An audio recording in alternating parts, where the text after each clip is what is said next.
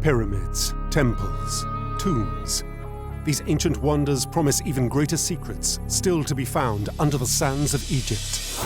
Now, cutting-edge science decodes the mysterious land of the Pharaohs. With modern technology, we are gaining an insight into the way the ancient Egyptians lived and the manner in which they died. This time, crime and punishment in ancient Egypt. Can cutting-edge scans prove Ramses III was murdered? This is an attempt to change the arc of Egyptian history. Could new technology finally solve the mystery of the most famous statue of Queen Nefertiti? Is it genuine, or is it a fake? And can the FBI recover the first ever ancient DNA from an Egyptian mummy? It was the FBI that had the scientific tools to analyze this head. Ancient clues unearthed, long-lost evidence re-examined, precious artifacts brought into the light of the 21st century. These are Egypt's Unexplained Files.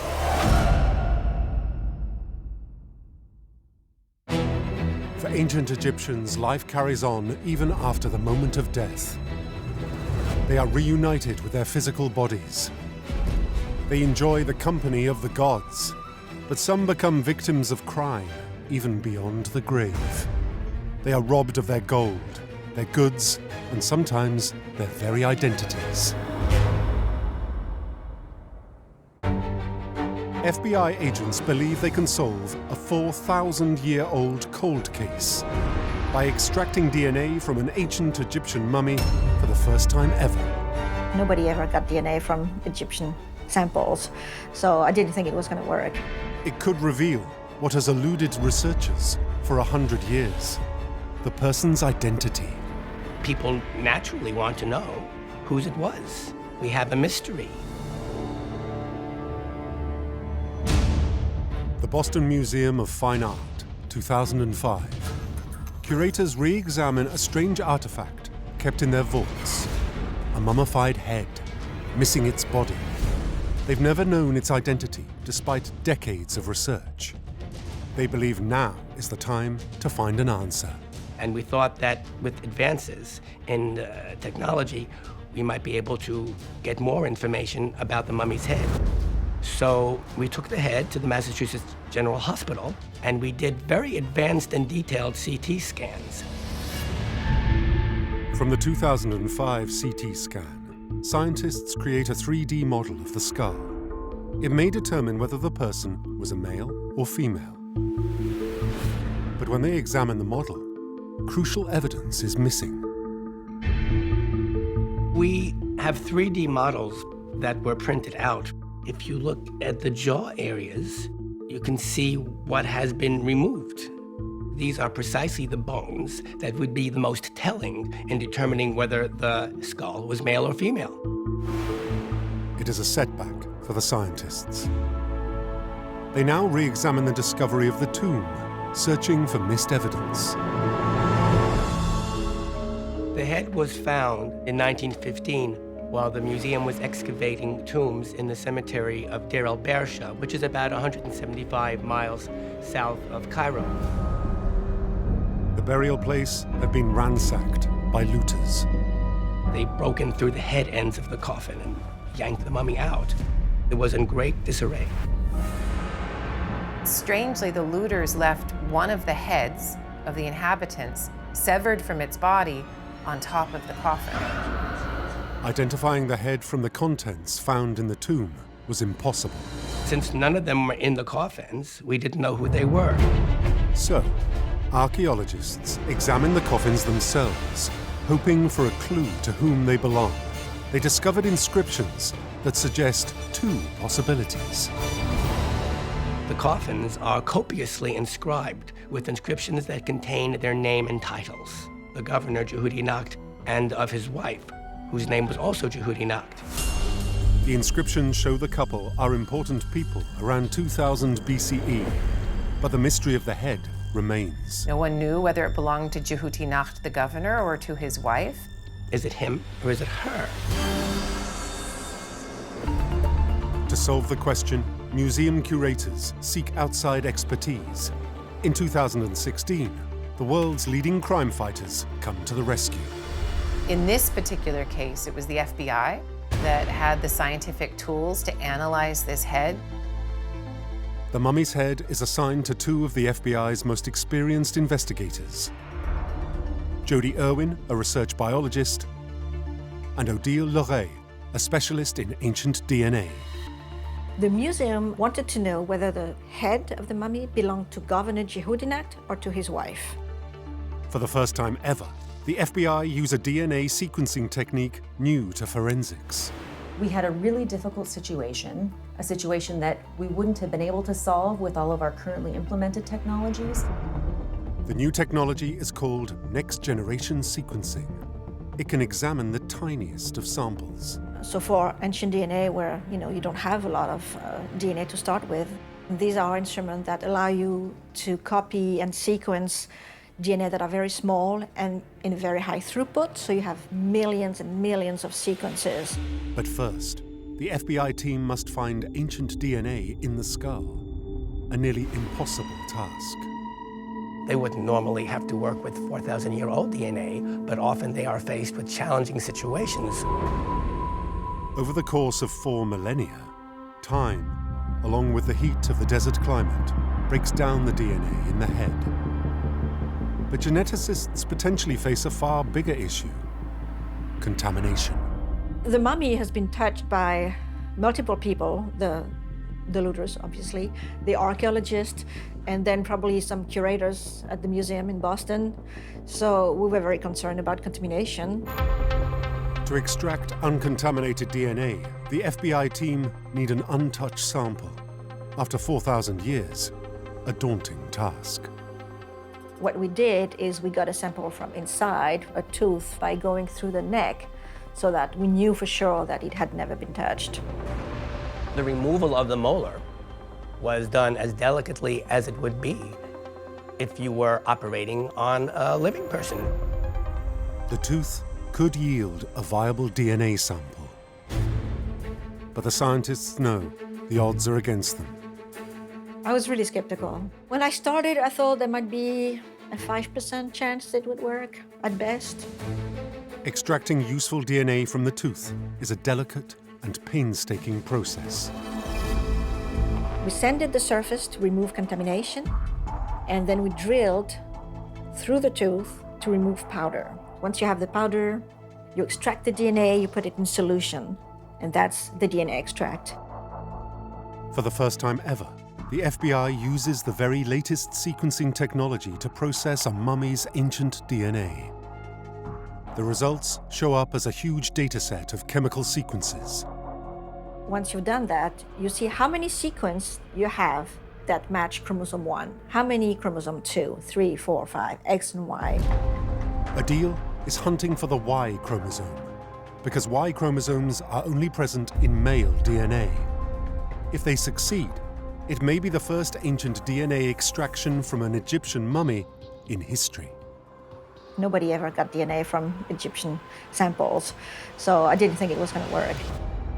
When the FBI team study their results, they discover something long thought unattainable: ancient DNA. They can now solve the mystery of the severed head. The DNA results showed that the mummy's tooth, and therefore the mummy, is from the governor Jehudinat and not his wife. Yeah, it was a boy. Although I'm very happy that we know that it is the governor and not his wife, I was kind of hoping that it was her. After 4,000 years, an ancient mummy has his identity restored thanks to the world-class expertise of the FBI. But what is more, they make a scientific breakthrough in the field of ancient DNA that will undoubtedly lead to further discoveries in the future.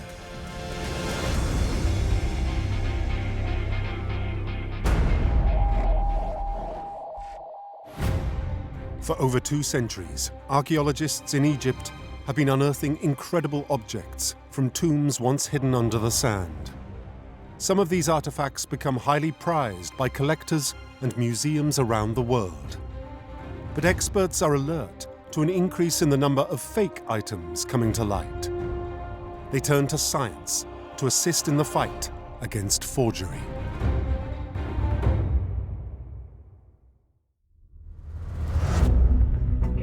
The mysterious Nefertiti.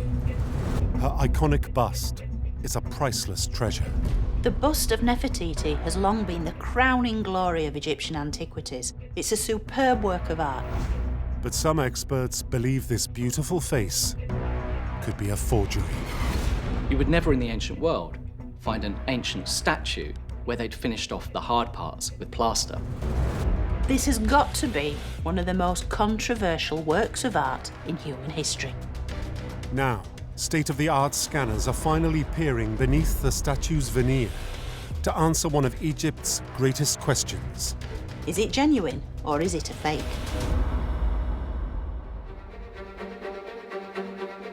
She is the iconic face of Egypt's 18th dynasty, Queen Nefertiti. Nefertiti has gone down in history as the most beautiful Egyptian queen of all time. But for over 100 years, questions about this beauty loom large. Some believe the life-size bust that created her image may not be real.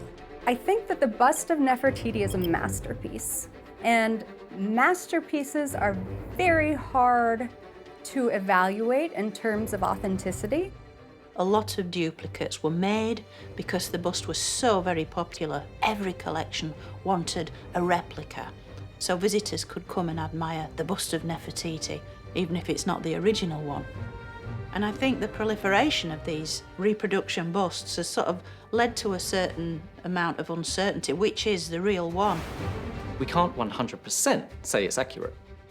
So, scientists begin a 21st century investigation to find the truth. Experts are analysing this bust using the latest scientific techniques to try and find out if it truly is ancient. They start by probing the statue with a 64-section CT scanner, revealing for the first time the bust's inner structure. CT scans reveal that it's a limestone core which has been covered with a layer of stucco, which was then painted.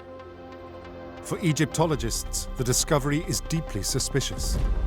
You would never in the ancient world find an ancient statue where they'd finished off the hard parts with plaster.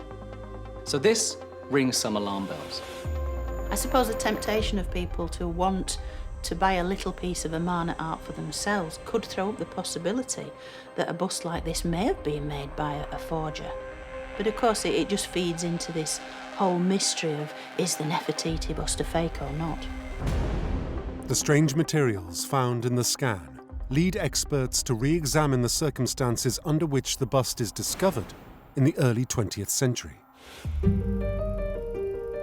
Ludwig Borchardt claims to find the bust of Nefertiti in a workshop at El Amarna under 50 centimetres of dirt and gravel. It all seems too perfect.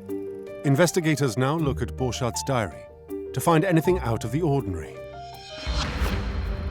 Then, something suspicious. The exact circumstances surrounding the discovery of the bust have been called into question because it coincided apparently with the visit of a prince to the excavations, and it's been suggested maybe that Borchardt wanted to impress his royal visitor with this amazing new find. In the early 20th century, there is a huge desire to impress Europe's still powerful royal families. A find showing the beautiful Nefertiti would take their breath away. The prince marvels at the discoveries, but one of the workmen disappears for a few moments. The workman comes back holding this bust of Nefertiti. The royals are wowed by its beauty. In some people's minds, it's a question of, was this thing planted to make the archaeology seem even more exciting? The visit raised initial suspicions about the bust's authenticity. But in the decades that followed, experts have also studied the characteristics of the statue. One detail raised questions. The fact that the bust only has one eye does raise some red flags. Modern forgery experts argue that it would be easy to source one ancient eye in the construction of a piece like this, but finding a pair would be almost impossible. But not all experts agree with the theory that Nefertiti's one eye proves it's fake. This is to fundamentally misunderstand how the ancient Egyptians produced portraits with inlaid eyes, and so frequently these eyes fall out over time. So whether the eye is there or not is absolutely no reason to question the authenticity of this superb work of art. As researchers consider further the idea that the statue is a forgery, they start to notice other irregular elements in the bust. There is selective damage on the bust, the missing head of the Uræus snake, damage to the ear and so forth. We're told that the bust was found on its face under the ground in the workshop, and yet there's no damage to the nose or the chin, which is what you'd expect if it had fallen off of a shelf and lost the cobra. The damage on the ears seems to be quite selective, as if it had been dropped on its right and then left side. But the face is largely immaculate. It's almost as if someone wants that most important feature to be preserved. The face of Nefertiti is so perfect. When brought to Germany, it is revered by their powerful new dictator. Hitler greatly admired the bust of Nefertiti. To him, it represented the ideal Aryan woman. Adolf Hitler apparently takes the bust of Nefertiti into his personal collection. After the war, the bust ends up in Berlin's Neues Museum, its most prized treasure. In 2009, the museum curators continue their exhaustive examinations of the statue, determined to solve the mystery. The museum decides they want to put this argument to rest. They want to determine, is this bust actually made of ancient materials? For this, scientists carry out a chemical analysis of the materials using cutting-edge XRF testing. XRF stands for X-ray fluorescence. Essentially, you aim lasers at the bust of Nefertiti, and then the elements that leave from the laser are monitored, and you can find out if there are any, say, modern pigments. The results will show whether the pigments are made from 3,000-year-old components or cheap 20th century counterfeits. When the data comes in, the scientists are amazed. The pigments used, the paints used, exactly conform to the kind of pigments that 18th dynasty artists were using in Egypt at that time. They are, in fact, ancient pigments. The results lead some to make a final conclusion on Nefertiti's bust. I think it's absolutely clear that this bust is genuine. Others are not yet convinced. The fact is there's strong evidence on both sides that indicate that it could be authentic and it could be a forgery. If it's a fake, then the forger must be a genius, being able to replicate exactly the known recipes for ancient Egyptian pigments. Then the final answer to this ancient mystery may lie in the analysis of other materials used in creating the bust. A task scientists will no doubt tackle in the future. Eventually, when we're able to date limestone and plaster, then we'll be able to tell for sure. Priceless ancient artifact or 20th century fake? Experts are getting closer and closer to a definitive answer on the enduring image of the most beautiful queen in ancient Egypt.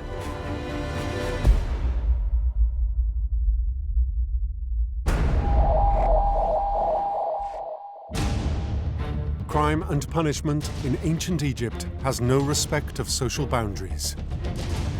There exists a well-organized justice system, sitting in judgment on all citizens, rich or poor. A punishment exists for every misdeed, whether it's theft, adultery, assault, or murder.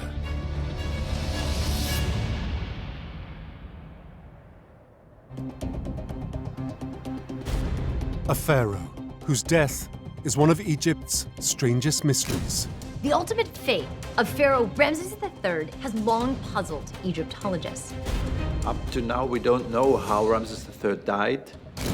Now, scientists using the latest high-resolution scanners believe they can prove he's murdered.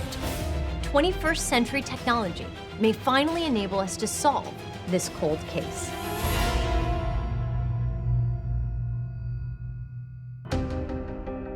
He was the last truly great monarch of the 20th dynasty, the dominant Pharaoh Ramses III. He seems to have been a very powerful and successful pharaoh. Despite perceptions, some experts suggest the king has troubles at home. Towards the end of his reign, there does appear to have been some problems with law and order, so there may have been gathering storm clouds towards the end of his reign. These stormy last years become the basis for a long-held theory. Ramses III is the target of an assassination plot. The assassination of Ramses III and the attempt to put someone other than his designated successor on the throne is definitely a coup d'etat. But there is a problem with the theory. No one's ever been able to prove that his death is murder. Now, scientists think cutting-edge technology could reveal new information in a key piece of evidence: Ramses' body. The mummy of Ramses III is labeled.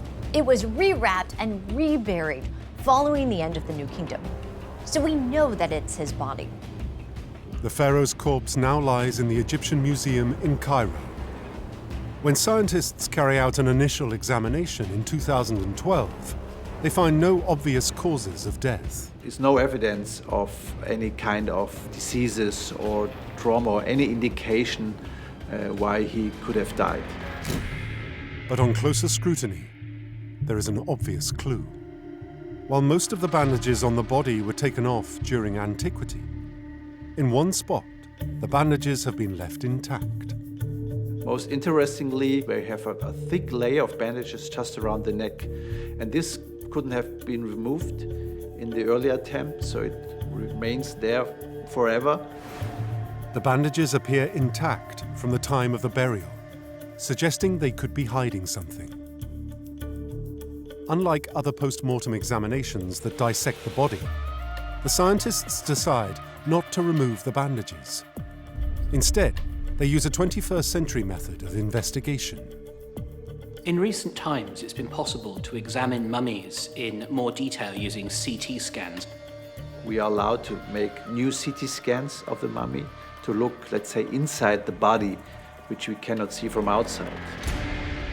They scan Ramses III for the first time in history, creating a 3D image of the 3,000-year-old corpse. When the scientists study the scans of the neck, they're horrified. It became clear that there is a very deep gash that runs across his throat. Everything cut, the muscles, the skin, and even the arteria. So we're talking here about a really deep cut, several inches deep. It actually cuts back to the vertebrae at the back of the neck, so a really deep gash to the neck. A wound of this type can mean only one thing: murder. It would have been very rapidly fatal.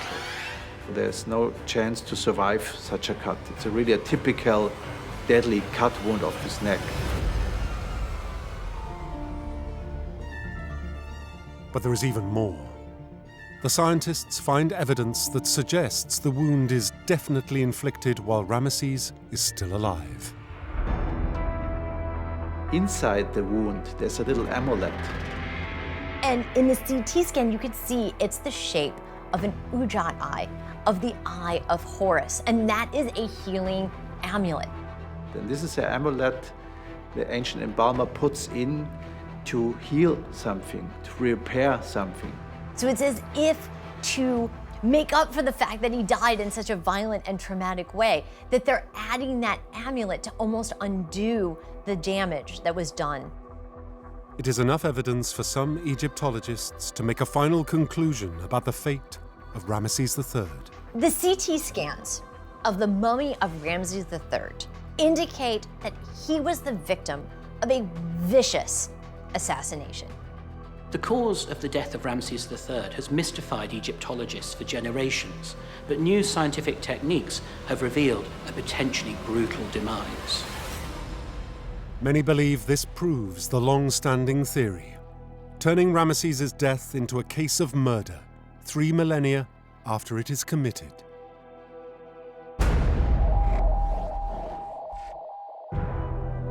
The potential assassination plot against a pharaoh creates a stir among Egyptologists around the world. This ancient mystery is now being driven toward a solution using 21st century forensic tools.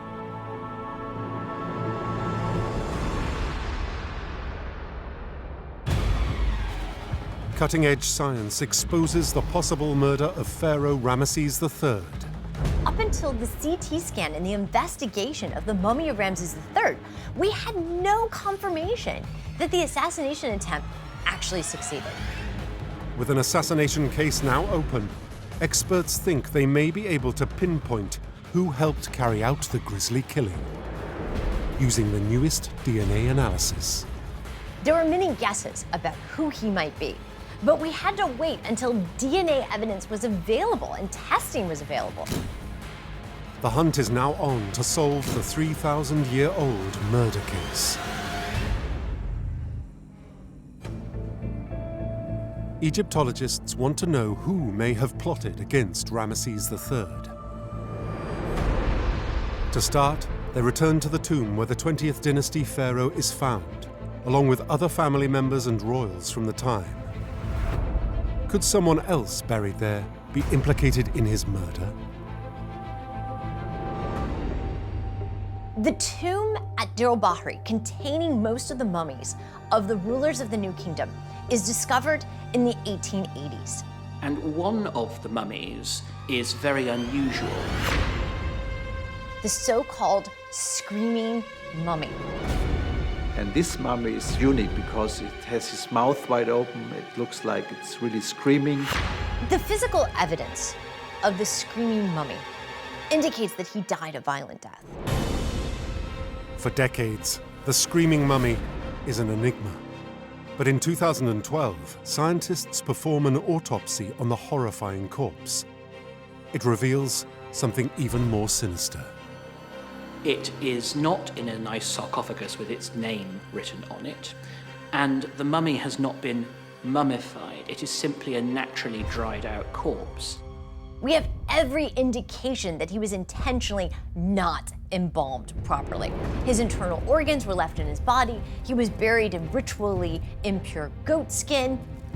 It appears to some that this is done deliberately.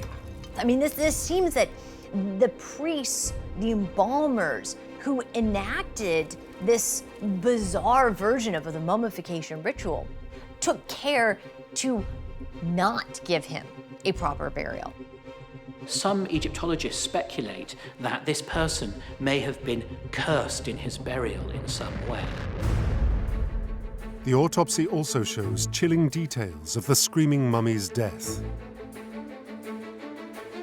From the outer side, around his neck, there were some wrinkles. It looks really like that there was a rope around his neck, and maybe he died of suffocation. The evidence suggests the man is strangled or hanged. It could be a punishment or a gruesome crime. Egyptologists turn to ancient records for more information. Re-examining an ancient papyrus found in the 19th century, they discover something incredible. Trial records describing a plot to assassinate Ramses III. The judicial papyrus of Turin contains the testimony of the conspirators who took part in this conspiracy. When experts study the section naming the accused, they're even more intrigued. On trial is one of the king's wives, Queen Tai. Also mentioned is her son, Pentaweret. It tells us their names, it tells us what they did as part of the conspiracy, who they interacted with, so they give us the names of their collaborators. This is an attempt to change the arc of Egyptian history. Some of the conspirators seem to have been swiftly sentenced. Lower-ranking conspirators are executed, often in very gruesome ways. Some of them seem to have been impaled on spikes. But it appears the judge faces a dilemma with others. Because several of the perpetrators in the assassination of Ramses III are members of the royal family, how do you handle the death penalty? Historians can find very little record of Queen Ti's fate, but they uncover a chilling sentence for Pentaweret. The pharaoh's son is found guilty and ordered to kill himself. Pentaweret performed suicide, possibly by hanging himself. Experts now consider an extraordinary new theory. The screaming mummy could be Pentaweret, Ramses III's son, and possible conspirator to the pharaoh's murder. To prove the theory, scientists turn to the field of genetics, hoping to confirm the screaming mummy's identity. There were many guesses about who he might be, but we had to wait until DNA evidence was available and testing was available. Forensic anthropologist Dr. Albert Zink leads the investigation. We installed a DNA laboratory in Cairo, close to the museum, to extract the DNA and then also to multiply the DNA and to get in the end a genetic fingerprint of the mummy. Dr. Zink and his team extract a sample from the bone of the screaming mummy, believing they have found ancient DNA. When he compares the sequencing data of the screaming mummy with DNA taken from the body of Ramses III, he's stunned. What we see when we analyze the DNA of both mummies that they indeed share 50% of their DNA, so it's highly likely based on this genetic test that they're indeed father and son.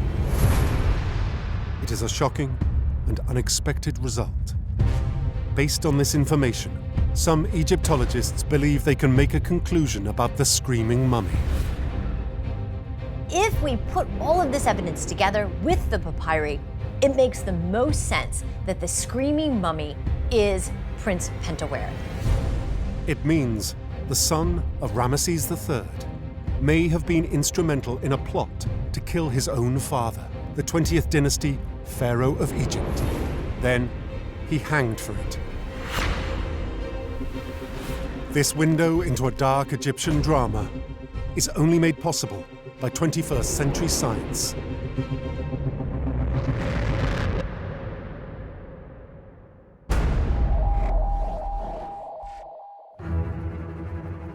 Justice in ancient Egypt can be harsh.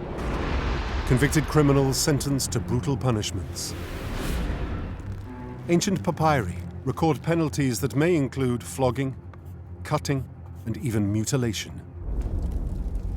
But this violent treatment is not only reserved for criminal activities.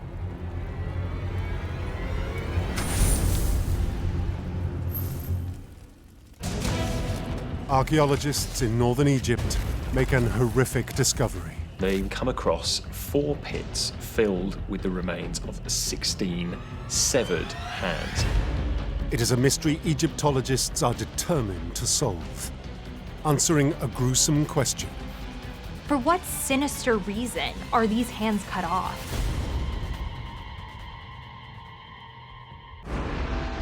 2012. Avaris, about 65 miles northeast of Cairo. Archaeologists dig at a royal palace in the ancient city. They discover something morbid. 16 severed right hands. This is a very strange and puzzling find in many ways. The severing of hands does not seem to play in other areas of Egyptian activity. Egyptologists are determined to make sense of the ghastly find. They start by examining the judicial system in ancient Egypt, wondering if the hands could be part of some state-sanctioned punishment. We have a lot of evidence of a system of crime and punishment existing in ancient Egypt from relatively early on. The more serious crimes led to mutilation, and generally the lopping off of one's nose or the cutting off of one's ear. Harsh treatment. But as experts investigate this justice system further, they also discover how the ancients enforced this brutal rule of law. There was an entire class of people called the Magi who acted as a kind of police force for the Egyptian state to enforce laws and to catch people who were breaking them. ancient depictions reveal a system of crime and punishment where suspects are tried and sentenced. People were involved in the law courts, in dealing with the laws, and in meting out punishments to people who broke them. But not only were the guilty punished, even innocent witnesses are subject to the brutalities of the law. If you witnessed a crime and did not report it, you would be guilty. If you see something, say something, don't be quiet.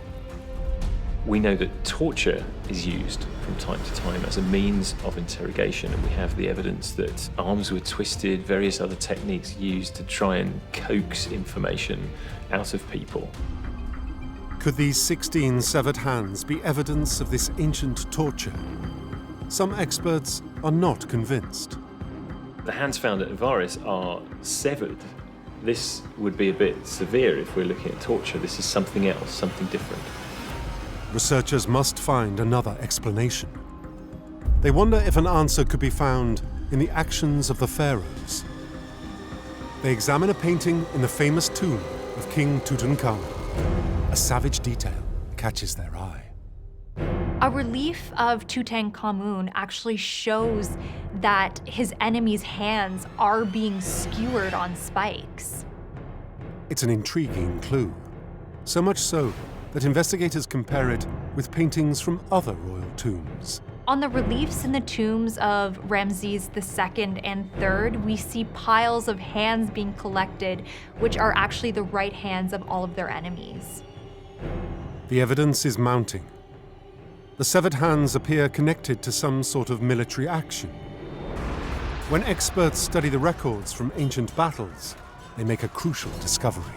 When we look at Egyptian battle records, particularly from the 18th dynasty, we understand that it was common practice for the victorious Egyptians to sever right hands of fallen, slain enemy. But why cut off the hands of your fallen enemy? It's common practice for the pharaoh to pay his soldiers in plunder. For the soldiers to get paid, they need to prove that they were brave in battle, and what better way to do it than to cut off the right hand of your enemy? The severed hands appear to be physical proof of kills on the battlefield. It allows Egyptologists to make a final conclusion about the 16 hands. Taking all the evidence together, it seems very likely that these hands in these pits in the royal palace are the evidence of what we see on the temple walls, hands having been cut off foreign prisoners, brought to the palace as a symbol of Egypt's conquest over its enemies. The archaeological discovery of the severed hands is the first empirical evidence of this practice ever found in Egypt. We had textual and visual representations of severed hands. The Abydos find is the first time we have actual hands. It also confirms a system of payment for soldiers Egyptologists thought might be true, but for which we now have undeniable proof.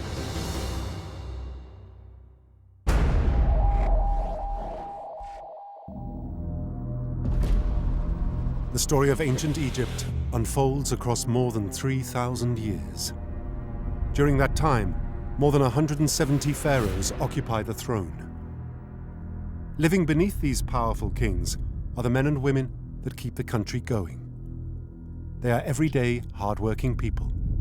But like in any society, sometimes they can fall foul of their country's laws.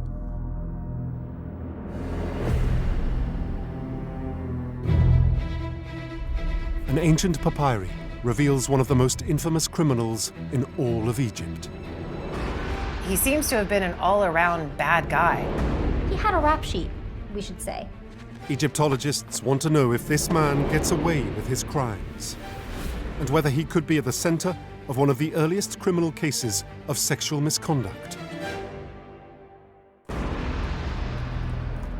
In the early 19th century, British collector Henry Salt arrived in Egypt on a mission to secure antiquities. Among his purchases, an ancient papyri, thereafter called the Salt Papyri. When they dated it, they found that it was more than 4,000 years old. The scroll was originally discovered perfectly preserved at the site of Deir el-Medina, an ancient workers' village. It's absolutely amazing we have this documentation at all. It's extraordinary. And the reason we do is because Deir el-Medina is a village in the middle of the desert. And the desert preserves, the desert sands. It takes away all of the water, dries everything out to a perfect preservation. When researchers translate the ancient text, they make an astonishing discovery. It tells the story of a shadowy character. It's the full account of a worker who had been working at Deir el-Medina. His name was Paneb. We know that Paneb's operating around the time of Ramses VI, and this is in the 20th dynasty. As they study the scroll further, experts find that Paneb is accused of countless misdemeanors. He's accused of stealing crafted objects that people have made. Paneb was just an all-around bad guy. The list of accusations become more and more serious. It seems Paneb is a prime suspect in a string of robberies.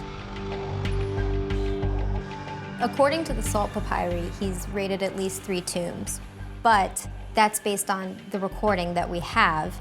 And of course, someone with a rap sheet like Paneb likely looted many more. Tomb robbery is one of the most serious crimes you can commit in ancient Egypt. The crimes take place in one of ancient Egypt's most sacred cemeteries, the Valley of the Kings. This vast royal burial ground is close to Paneb's home in Deir el-Medina. Deir el-Medina was important because that's where all the workmen for the tombs of the Valley of the Kings lived. Experts conclude that Paneb is a craftsman in the construction of the royal tombs, a job that offers unique access to restricted areas. The Deir el-Medina craftsmen knew the location of every royal tomb. That was their place of work. They knew where Ramses II was buried. They knew where Thutmose III was buried. Paneb is going to have intimate knowledge of the layout of all of the tombs. He's actually involved in digging them. Any tomb builder in ancient Egypt is a suspect for robbing these tombs out. Paneb has access to information only a handful of people have.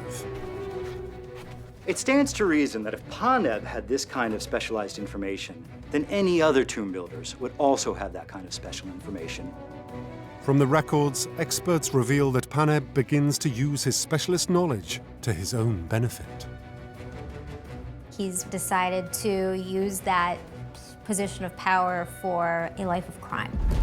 Now, Paneb uses his intricate knowledge of the Valley of the Kings to his advantage. Paneb was accused of stealing from the tomb of Seti II, but the one that would have got him the worst condemnation was from stealing from Queen Henutmir, where he took a goose, which was a symbol of Amun and would have been extremely valuable. But his crime wave can't go on forever. The Salt Papyri reveal Paneb's actions catch up with him, and his felonies go far beyond treasure-seeking. From the records, Paneb's trial could be one of the earliest criminal cases of sexual misconduct in history. He's accused of stealing from a number of people's tombs. He's accused of stealing wives, so to speak, when he's accused of adultery. And he's also accused of rape and violence. Paneb was just an all-around bad guy. In the end, Paneb's low moral standing comes back to haunt him. The trial seems to have shown that he had many enemies, and he was taken down for it. Justice in ancient Egypt is swift and severe. Paneb was dealt with by given 20 lashes. He was a notorious tomb raider and bad boy of the ancient world. The story of Paneb reminds us that crime and punishment in ancient Egypt follows the same patterns and outcomes as in the 21st century, and gives a window into ancient Egyptian justice like never before.